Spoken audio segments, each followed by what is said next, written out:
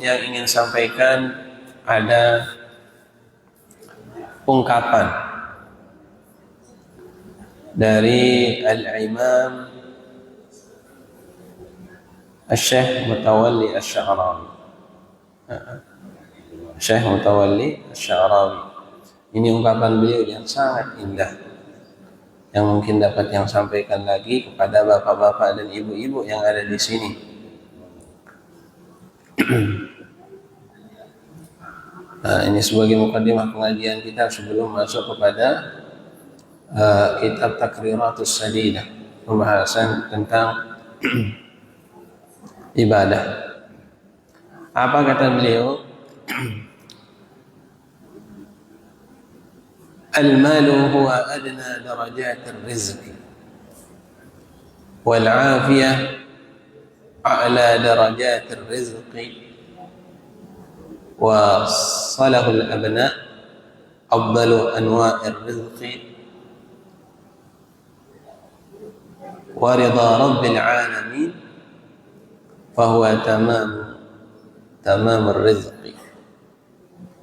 Jadi Al-Imam Syekh Asy-Sya'rawi beliau menjelaskan ada 4 tingkatan. Ada 4 tingkatan tingkatan rezeki yang beliau sampaikan. Yang pertama itu adalah yang disebut dengan al-malu huwa adna darajatir rizqi. Rezeki yang pertama itu adalah harta benda. Harta yang pertama, rezeki yang pertama yang disebutkan oleh beliau derajat. Yang mana derajat dari rezeki ini adalah derajatnya sangat rendah. Apa itu? Yaitu harta benda.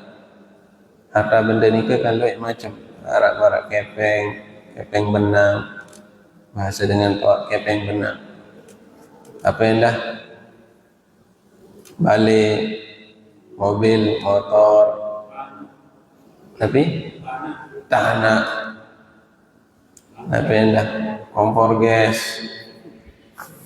Harta benda ini kan Bapak Ibu?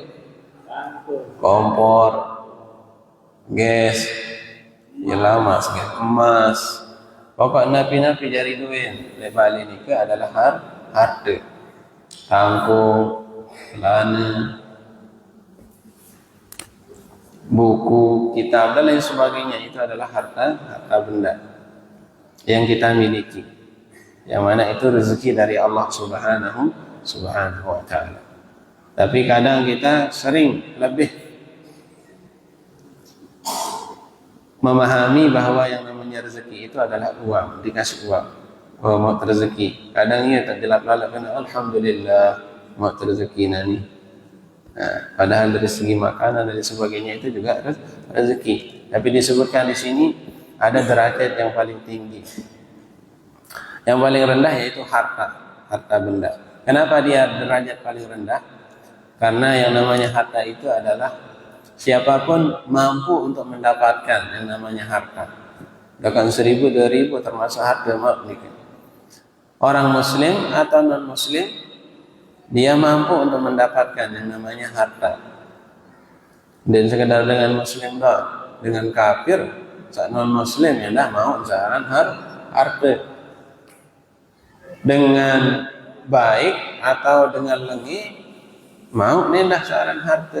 Dari saya mau mendait seorang harta ini. Orang miskinkah namanya ataupun orang kaya pasti dia mendapatkan yang namanya harta. Walaupun harta tersebut sedikit. Jumlahnya kadarnya sedikit. Tapi namanya harta. Jadi siapapun mampu untuk mendapatkan yang namanya harta. Tidak ada yang tidak mampu mendapatkan yang namanya harta. Itu rezeki dari Allah Subhanahu wa taala. Untuk dia makan itu rezeki dari Allah. Tapi semuanya itu, harta tersebut, ketahuilah bahwasanya semuanya harus dipertanggungjawabkan di sisi Allah Subhanahu wa taala, apapun bentuknya. Napi-napi bentuk harta itu pasti dipertanggungjawabkan oleh Allah Subhanahu dipertanggungjawabkan nanti di akhirat di hadapan Allah Subhanahu wa taala. Sebagaimana disebutkan oleh baginda Nabi sallallahu alaihi wasallam, la tazalu qadama 'abdi yaumil qiyamah hatta yus'al an arba. Jadi kedua kaki seseorang hamba itu tidaklah akan beranjak dari tempat hisabnya di yaumil akhir kecuali dia sudah ditanya mengenai 4 hal. Kecuali dia sudah ditanya mengenai empat hal. Sebelum dia akan dihisab, akan ditanya 4 hal oleh Allah Subhanahu wa taala. Apa yang pertama? An umrihi fima afnahu. Tetican sida umur. Sida Allah Subhanahu wa taala. Fima afnahu. Umur tersebut dihabiskan untuk apa? Dimanfaatkan untuk apa? Belai peruntukan umur nikah. Apakah pegawaian solah si tegawe lebih umur sudah Allah Subhanahu wa taala, atau itu manfaatan umur nikah kepada hal-hal seandainya ia ketuaan sudah Allah Subhanahu wa taala. Kemudian wa an jasadihi, kemudian akan ditanya yang kedua mengenai seluruh tubuh kita ini, jasad ini. Fima ablahu, dengan jasad ini untuk apa dia gunakan? B, tak fungsian selaku awak tenika, apakah fungsian untuk ibadah atau fungsian untuk maksiat? Ini ketuaan sudah Allah Subhanahu wa taala. Kemudian ditanya juga wa an ilmihi maza amila fih. Kemudian ketika berdua ilmu, B lain amalan ilmu, apakah nuan amalan atau tidak? Ini kedua sudah Allah Subhanahu wa taala. Wa an malihi min aina iktasaba wa fima anfaqahu. Nah, ini yang terakhir.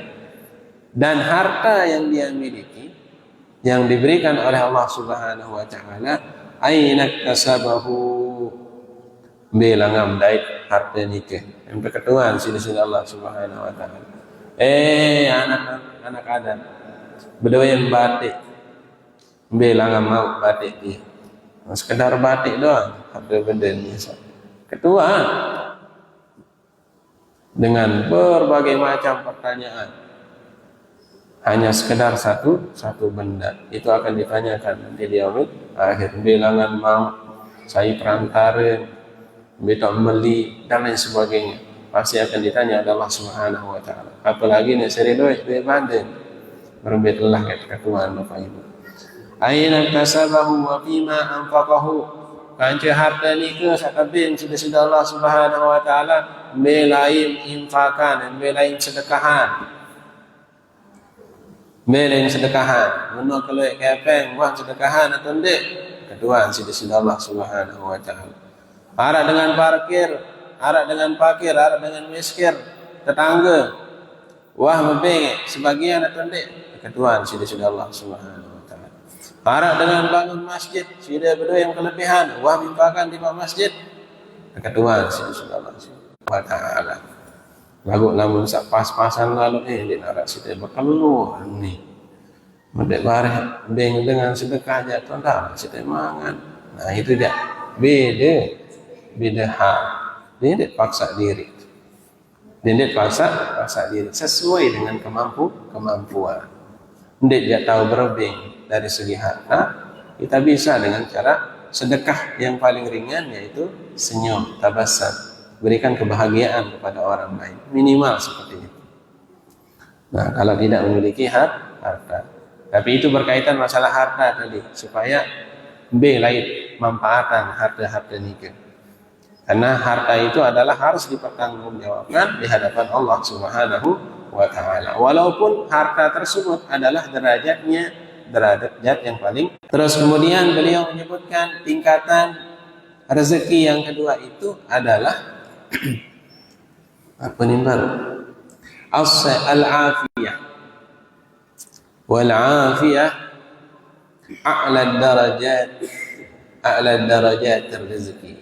Kemudian tingkatan yang paling tinggi dari rezeki tersebut adalah yang namanya sehat, al-afiyah. Sehat ni ke dia sekadar itu lihat rumah sakit, dia masuk rumah sakit sehat atau bukan itu. Sehat itu bukan hanya jasadnya saja yang sehat, tapi jasad dan rohaninya, zahir batin, dua dalam. Nah, itu rezeki dari Allah Subhanahu wa taala yang paling tinggi menurut Syekh Mutawalli As-Sa'rawi. Jadi di sekadar jasad doang sehat, lalu batin pikiran kita juga sehat, tenang, dia narak beban. Nah, itu al-afiyah. Kita merasa tenang. Jasad sehat, kemudian kita merasa tenang, tidak terlalu terbebani dengan kehidupan dunia, tapi kita dekat kepada Allah Subhanahu wa taala. Nah, jadi yang namanya al-afiyah, kesehatan itu adalah nikmat yang sering dilupakan oleh manusia. Ketika orang sakit baru ingat nikmat seorang sehat. Namun tuah tadait si sakit doang baru terkena ya Allah. Lagu lama tuah sehat ya kadang luyah. Rasa lain ke ngelamang, bater baja, rasa lain ngelamang itu sehat. Rasa lain, apalagi di motor, lain.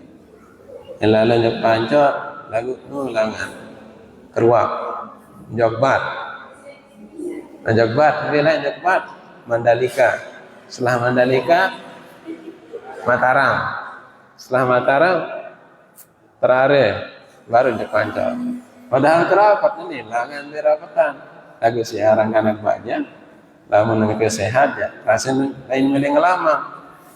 Nah, nikmat sehat itu kadang lupa. Mana lupa sembahyang, rasanya lain kedek. Denuah perhatian saran sembahyang. Jaga anak tu bapak ibu. Ketuan, lalu kedek rasa lain ketuan. Mau sembahyang atau tidak? Wajiban sudah jadi dengan toh. Ketuan, mau sembahyang atau tidak? Karena itu keutamaan, kewajiban kita sebagai umat baginda Nabi Muhammad SAW, hamba Allah Subhanahu wa taala, kewajiban seorang sembahyang. Nah, waktu sembahyang baru kan orang sembahyang no, pokok berdoa sembahyang. Di ni orang sembahyang. Sembahyang ni ke keruan caren. Keruan caren. Arak sama nongkat sebagian dengar. Wah sembahyang. Kan saat orang sembahyang no, pokok ingat Allah Taala. Pokok sak zikir sembahyang di ni orang sembahyang. Lamun menurut bahasa aja iya. Lamun syariat dan dia iya. Karena keruan cari mulai langan takbiratul ihram kemudian diakhiri dengan salam, itu yang namanya sholat. Kedua anak bijajari mas sembahyang 3 rakaat. Sembahyang apa? Wah, zuhur, asar, maghrib, isya. Kedua. Itu penting. Nah, jadi penting jaga nikmat sehat itu untuk ibadah kepada Allah Subhanahu wa taala. Kalau kata baginda Nabi Muhammad sallallahu alaihi wasallam, nikmatani maghbuna fihima katsirun minan nas as-sihha wal faragh. Jadi kebanyakan manusia itu dia lupa terhadap 2 nikmat, yaitu nikmat sehat dan nikmat kesempatan. Tebing nikmat sehat denuah gawe kepada denuah manfaatan lipat sasoleh. Tebing nikmat kesempatan lagu denuah manfaatan lipat pegawaian sa bagus. Nah, itu yang kedua. Derajat yang kedua adalah al-afiyah. Kita diberikan nikmat kesehatan oleh Allah Subhanahu wa taala, baik jasmani ataupun rohani. Kemudian derajat yang ketiga, wasalahul abna afdalu anwa'ir rizki. Kemudian yang ketiga itu adalah anak yang soleh. Rezeki tetikang sida bedoi kanak sak soleh. Anak sak soleh. Ya kanak sak soleh. Sak kanak perhatian diri, bilang jelo, berbakti tiba dengan taat. Berbakti tiba dengan taat. Apa-apa yang disuruh selama perintahnya ke kebagusan mati doa. Kesuruh nala beli vaksin, nggih hina. Kesuruh nala beli acan, nggih hina. Suruh sembahyang, nggih hina. Nah, cepat dia mati. Nah, itu anak yang soleh. Lagu berembe pandai dari bapak ibu. Ketika perintah anak-anak beli vaksin di alam, barih dulu, memang selesai ML nih. Barih dulu, memang selesai. Selesai barih. Lain-lain. Dan milih taati perintah dengan taat. Dan dia samarat nikah. Jadilah anak yang soleh. Bagaimana juga anak yang soleh itu adalah anak yang mendoakan kedua orang tuanya. Dikala sunyi dia membacakan Fatihah kepada orang tuanya, dia doakan orang tuanya. Ketika orang tuanya masih hidup, dia doakan kesuksesan, kebahagiaan pada kedua orang tuanya. Ketika sudah meninggal dunia, dia tetap ingat kepada orang tuanya untuk dia bacakan doa. Nah, kan sudah sering kita dengar hadis dari baginda Nabi Muhammad SAW, "Idza mata ibnu Adam inqata'a 'amaluhu illa min salas." Apa itu? Shadaqatin jariyah, aw ilmin yantafa'u bih, aw waladin salih yad'u lah. Jadi ketika tuah mati, inqata'a 'amaluhu, maka akan terputus semua amal manusia itu dari muka bumi ke alam akhirat, akan terputus. Dia narak hubungan balik kecuali saat telu nikah. Ya. Tapi nikah sedekah jariah. Lagi orang sedekahan bilang jelo. Yang sedekahan di waktu-waktu tertentu. Itu akan mengalir terus setiap hari. Lebih-lebih namun sedekahan nikah tiba suatu tempat yang terus dipergunakan oleh orang. Marak masjid tetap mengalir. Marak madrasah. Pokoknya sesuatu terus menerus kegunaan dengan pinak bendungan untuk kemanfaatan untuk orang banyak yang terus dipergunakan. Nah, sedekah nikah akan terus mengalir walaupun kita sudah meninggal dunia. Kemudian yang kedua apa? Aw ilmin yantafa'u bihi, atau ilmu yang bermanfaat. Sida jari guru ngaji, sida ajahang murid A, ba, ta, A, B, C, sida ajahang murid. Memang murid tahu ajahang tiba dengan sak lain. Sida mau pahala sang ajahang pertama nikah. Penyebab sida ia tahu kanak nikah sehingga kanak nikah malik najahang tiba dengan lain. Nah, dia akan terus menerus kita akan mendapatkan pahala dari sana walaupun sudah meninggal dunia. Hanya sekadar napiaran sekadar ajah kana. Ia pun penting angkat.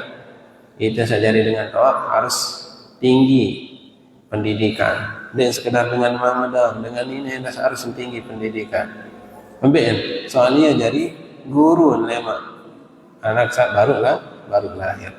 Tahu najahan anak, berembentan tutur kata sak bagus, membentan berucap sak bagus, membentan baca Quran, langsung tajah sih dengan tawaf. Langsung jadi guru, langsung jadi dengan tawaf. Ya penting budaya anak sak berpendidikan, baik laki-laki maupun perempuan. Dendek kena masih juga ada pawan yang baik. Nah, dendek usaha adik sama pendidikan sak soleh. Aw ilmin yantaqu bihi aw waladin salih yad'u lah. Nah, itu yang ketiga, bahwasanya tingkatan rezeki yang ketiga tadi adalah anak yang soleh yang mendoakan orang tuanya, yang terus ingat kepada orang tuanya. Itu rezeki dari Allah Subhanahu wa taala. Namun anak bejajarin sak genem belajar ilmu agama, genem napiaran berakhlak yang bagus, support dia, dukung dia untuk semakin memperdalam ilmu agama. Ada yang tetap ingat tipa di sisi Allah Subhanahu wa taala, ada yang tetap ingat tipa itu sejari dengan taat. Ada yang tetap ingat tipa itu sejari keluarga, ada dugaan walaupun kita sudah meninggal dunia.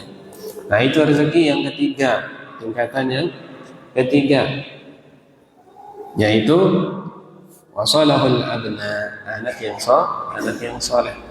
Dan yang ketiga adalah Oh, yang terakhir, yang keempat, rezeki, tingkatan rezeki yang keempat yaitu waridha Rabbil alamin fahuwa tamamur rizqi.